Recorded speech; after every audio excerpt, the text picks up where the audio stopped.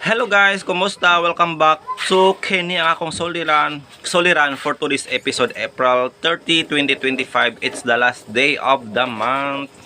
And this time, kaagi ni Mia guys, no nga sayo kaayo na minyo. Ay, dili si Mia. Sa pasultihon man di ay to. Kaagi ni May. Nga sayo kaayo na minyo guys, no, si Otso pa lamang. Og nakaanak po siya, og sayo guys. So diri sa pagkaanak niya guys, diri siya nagka-problema. So atong sayon guys, no, kung unsa ang mga legal problems niya sa iyang pagpanganak. O di na ta maglangan ato ng paminawon ang iyang soliran. Tanan nga nagpaminaw karon, ning tulumanon kini ang akong suliran. Ilabi na kaninyo Dr. Rene Obra ug Attorney Eileen Bathan. Ingon man sa mga artista nga maghatag og kinabuhi ning akong suwat suliran. Ako si Maymay, na 19 years old, minyo ug may duha ka mga anak. Taga Sindangan, Zamboanga del Norte. Makapila na kong magpadaan ninyo og suliran. Inghi kayo na, punto legal kini. Kabahin kini sa akong pagpanganak. Wamanggot ko makaabot og ospital, diya ra sa dan, aron inyong hisabtan, ingon inyang mga paghita po.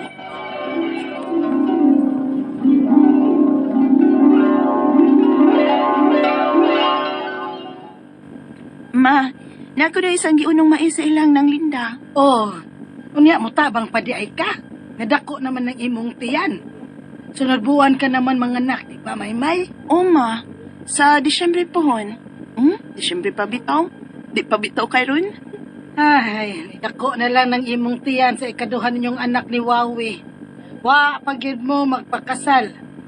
18 ka naman unta ron. Pwede na kang makasal. Mama sad uy. Bawd na siya nga wa pa may kwarta. Hapit na lang gani ko mga anak. Wa pa man gyud may makatigo mo kwarta para pagpanganak. Oh, naay ka pa di ay, pero di pa gyud iko eh. Unsa? Nangayabag mo? Ngaangay magyud ng pangandaman ang pagpanganak. Ilabi kay layo ng atong lugar sa lungsod. Layo sa ospital. Maman gani mo tapang na lang ko pagpananggi para malibre na ang among pangonsumo pa. Ug dili makuhaan ang among kamay nga tinikom. Nala, sige. Ingnon lang niya tika kung may sanggiunong mais.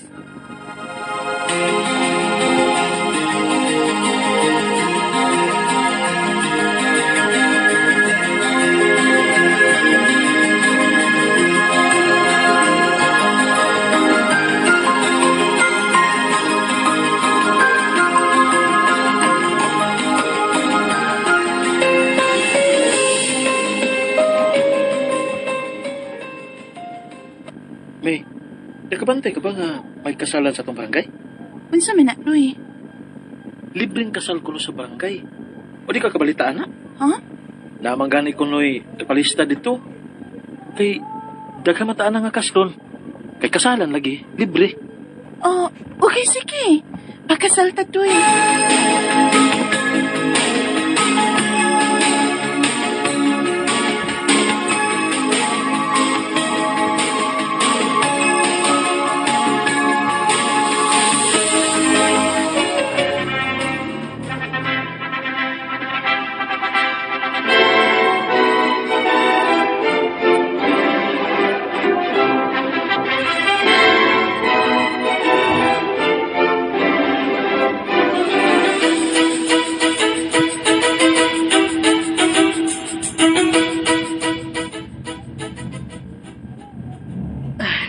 Mga pahalipay ninyo anak, Maymay. Salamat, ma. Nalipay kay ko, nga nakasal na gid mo suwawi. Nga wa ka pa mga anak. Dili bastardo ang inyong anak. Mataw siya nga may mga bendisyon na kamo. Salamat sa Ginoo, ma.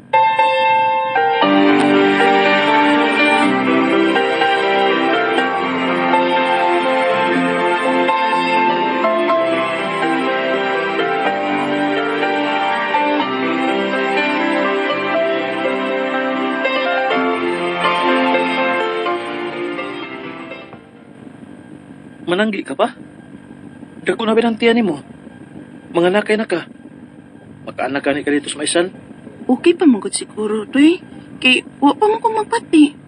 Sayang ang sangiunon ba? Maindan lang. Laay sad ka din hisbay. Uy, samtang to kasi mong trabaho. Kakurang usa din eh.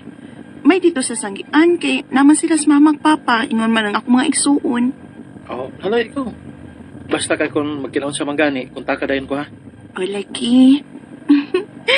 Love kita ko ni mo toy. Siyempre. Love ta mo ni Bibi.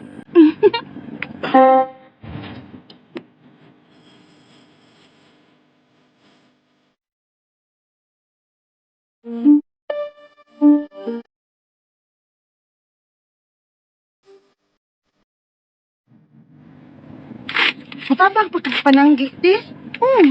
Kaya nga naman dahil dyan na eh. Nagmanganak naman tarong adlaw, di ba, ugma? Ha?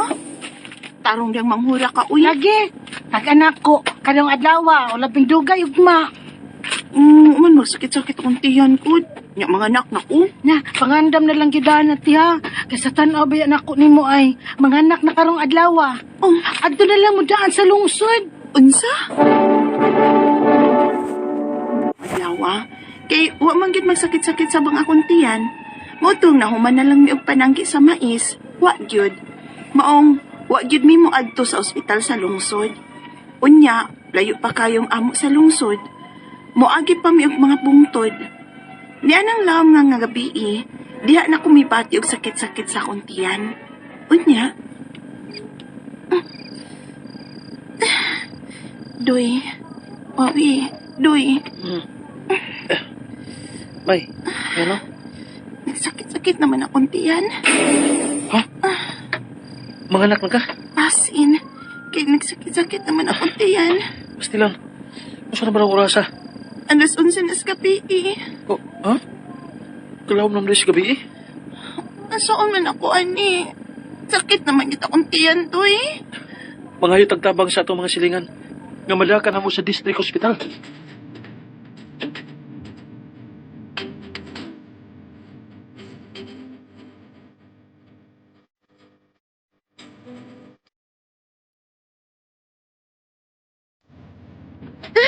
Oy, Doy, anak ko nagitay ko.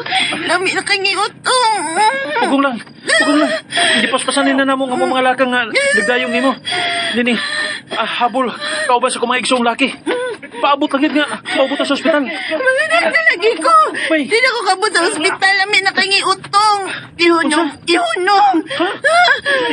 Hunong sa mga. Hunong sa.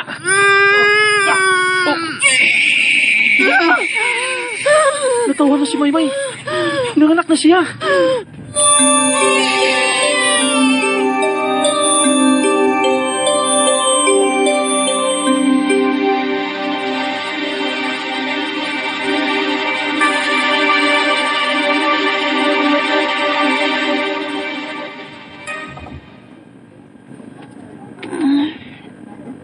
Doy.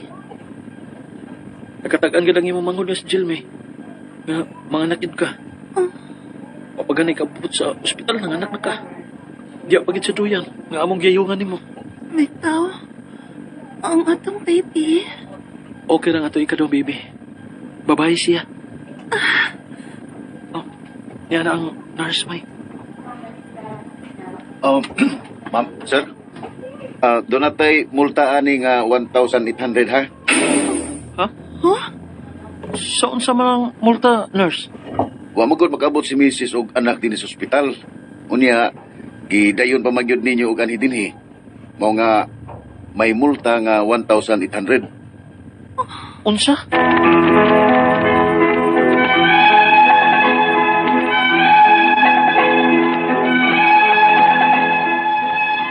Siya sa multa-multa.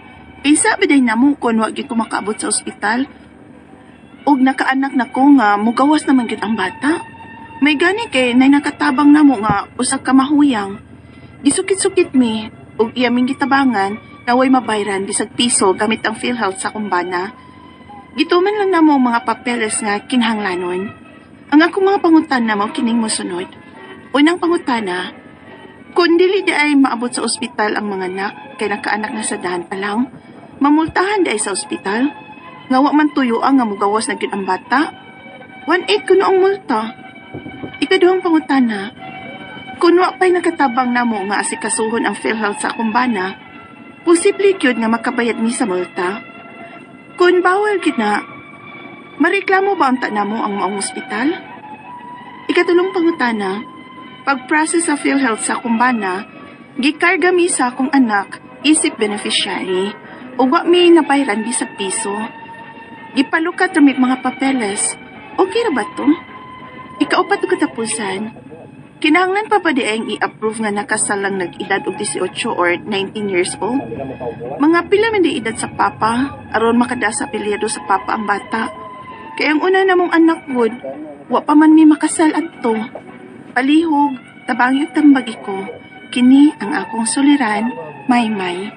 Maayong adlaw mga suking tigpaminaw kini si Attorney Elaine Bathan og ako karon ang muhatag ninyo og tambag tubag solusyon kalinawan sa inyong mga pangutana, mga problemang may punto legal, personal, mga problema nato sa to mga kapikas, karelasyon, mga kauban nato sa balay, silingan, mga kabtangan, mga yuta, mga dokumento sa ato ang pagpandrabaho kun sa atong mga pangutana dinha ipadala na dayon ang inyong suwat sa suliran_612@yahoo.com or sa ato ang Facebook account nga kini ang Akong Suliran official writers page. Pwede sad atong ipadala sa 3rd floor, Jose R. Martinez Building, Osmeña Boulevard, Cebu City. Lain-lain ug klase-klaseng pamaagi gyud guys kung unsaon ninyo pagpadala ang inyong mga suwat o mga suliran diri namo ang importante kompleto ang pangalan hinungdan sa inyuhang mga pangutana, no?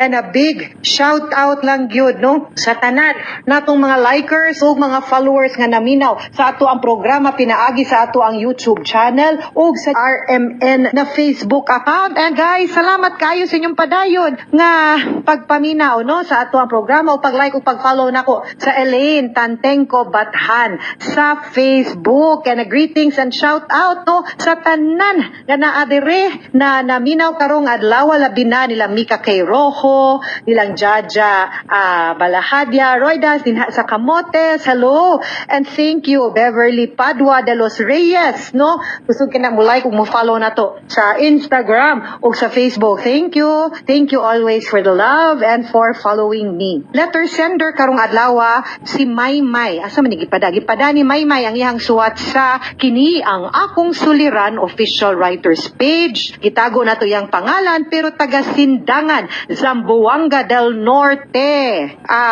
Kapila na kuno siya nagpada. Karon punto legal kuno iyahang pangutana. Ay, thank you kayo kay sige day kag padala, no, og suwat, meaning to say ni salig jud ka sa mo ang programa among the many followers ug listeners nato sa to ang programa nga kini ang Akong Suliran over the years. Unya nanganak manggod ni Maymay pero wa siya kaabot sa ospital diha ra sa daan, no? So mo manggod to ato na sinati sa drama kung unsa gyud nahitabo nga naabtan gid siya sa daan, wa na gid siya kaabot sa ospital pagpanganak. So iyang pangutana, kung dili di ay mo abot sa ospital ang mga anak kay nakaanak na sa dalan pa lang, pamultahon di ay sa ospital nga wala man tuyo nga mugawas gyud ang bata. 1/8 kuno ang multa, wa sad ko kasabot kung multa bay tawag ana or naalang gyud fee para pagpa-admit sa bata. Kay dili na sakto, no, maybe wrong ang termino nga gigamit pero dili gyud na nga nang multahan man kang nanganak ka,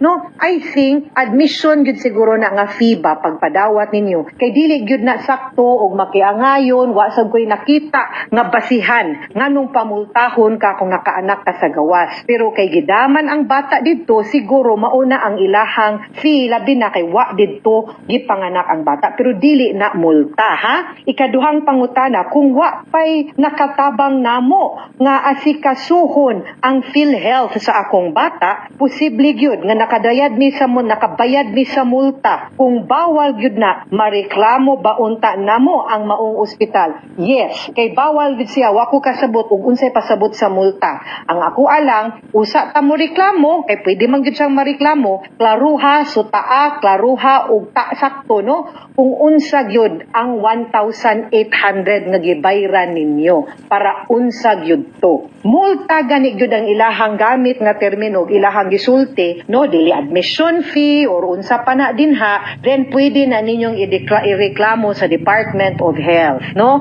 Kay dili na pwedeng ingon ana, no? So kana pwede na to sila mapasakaan, pero ako klaruha sa kay gaduda ko basin di mao ang terminong gigamit, ha, nasayok ba or unsa, pero og tinuod nga multa ang tawag niya kana dili pwede, ha.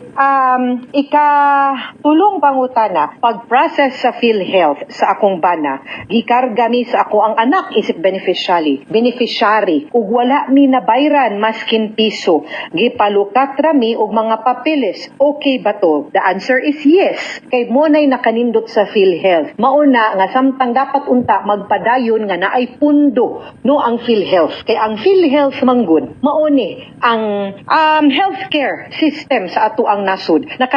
Nakanotice mo sa ubang nasud, although dako sad kayo silang mabayran nga buhis, pero makaingon gud ka di ba hala kang nindot nila, uy kanang nindot kay ilang mga ospital libre way bayranan. Pay mo nindot man ang ilang healthcare system. Kita mo ni ato ang version, no, aside sa government hospital na atay mga PhilHealth nga gamay ra kay tagbayran, pero maoy naghatag og nagprovide na to. At least no kaning sa dialysis, makaingon jud ko nga gamit kaayo ang PhilHealth sa mga dialysis patient labi na karon, no, kay dili sa yun mag-dialysis, pero tungod sa PhilHealth, no, maka-dialysis gyud in town ang katong mga naay problema sa ilahang kidney. So kani, kay dama na apil man na ang beneficiary, yes, sakto ra to, okay ra gyud pud to, ha. Ikaupat og katapusang pangutana, kinahanglan pa ba di ay i-prove nga nakasal ang nag-edad og 18 or 19 years old? Mga pila man di ay edad sa papa aron makadala sa apelido sa papa ang bata. Kay ang una namong anak god wala pa man ni makasal ato. Okay. Ang balaod man god nag-ingon nga kung 18 above, 18 to 18 years old pwede nang magminyo. Pero kanang 18 to 21 bata pagyud kaayo na, no, para sa usa ka Pilipino nga babae or laki nga musud kaning sakramento sa kasal, no. Kay ang 18 years old to 21 wa pa manggutagani na humagskwelahan na, pero gitugutan na sa ato ang balaod nga magminyo apan kinahanglan man og parents consent o uban pang mga dokumento. Now kung 18 to 19 mo na minyo, no, of course kinahanglan yung ipakita nga pagkaanak, although dili pa mo minyo ato, pwede gyud nga makada si mong apelido or pwedeng ma-legitimate, dili man gud pwede nga makada sa apelido kung naanak ang bata at that time nga dili pa mo pwedeng magminyo. Kay kana ganing bata nga nataw gawas sa kaminyoon, meaning wa pa na minyo ang iyang mamagpapa na anak siya, unya later on, so inig anak-anak niya guys, illegitimate na. Pero kung naminyo sila, ang iyang mama o iyang papa mismo naminyo later on, naanay proseso nga gitawag nga legitimation. Legitimation provided nga katong pagkaanak sa iyaha, walay legal impediment ang iyahang mamagpapa, meaning pwede unta silang magminyo, wa lang sila nagminyo, no? So muna kinahanglan nyo iprobar nga kung 18 or 19 manggani mo na anak, na siya na anak, ikaw na anak, no? Or gianak nimo ang bata, naminyo mo, or at least okay, anak namong idara na anak, no, kay para makadala gyud sa apelido ang anak. Otherwise karon pwede ra man gyud na ninyong adapon pud ang bata. Okay, mga suking tigpaminaw hinaut unta nga naamoy nakutlo na pagtulunan karong adlaw. Kini si Attorney Elaine Bathan, daghan kayong salamat sa inyong pagpaminaw sa atong tulumanon hangtod sa sunod nga sugilanon din higapon sa tuang programa. Kini ang akong suliran gikan sa RMN Production Center, Radyo Mo Nationwide. Tatak RMN, daghang salamat og maayong adlaw.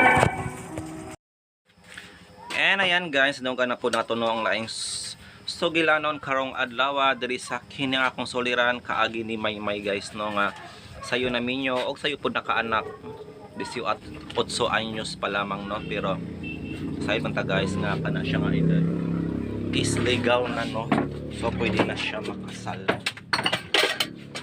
Sa dida yan.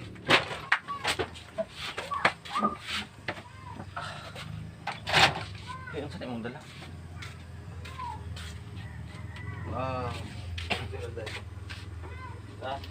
So ang pangutana niya dito guys no nga kayo wala ko no siya nakaanak sa ospital sakto ba ay nga pamultahon siya. Pero I think nasayo pra siya sabot dito guys no dili guro to multa ang hindi pangayo sa doktor. Nagtuok ko nga kuanto siya guys no sama sa pagtuon ni Attorney Elaine nga entrance no or entrance na ba entrance fee murag unsa murag admission fee to siya guys no walang to kayo guro na mention na substance sa sinder guys kay dili man gud kuno normal sa hospital no nga magpabayad. So I hope nga natin kinakatuan ng karong adlaw guys no ug I hope nga naliwanagan pud ang sinder ato no kalabot sa iyahang soliran. So, kuan gud ang mama guys, no support man siya sa iyang kuano pagminyo. O gani gusto pa man gani niya nga magpakasal gyud siya no sa iyang bana. Kay bana naman gyud tong matawag no. Nag-ipon naman sila no og nakaanak pa gyud sila. So, ang isa ka bata din niya guys no kuan matawag bag illegitimate or legitimate since ang anak man to nila no sa wapas lang minyo. Anyway, nadonggan naman to guys ang tambag ni Attorney Elaine Bathan. So I think that's all for today. Kay mag-record na punta sa handumanan sa usa ka awit hapon guys no. Wati handuman kay balik man gud siya.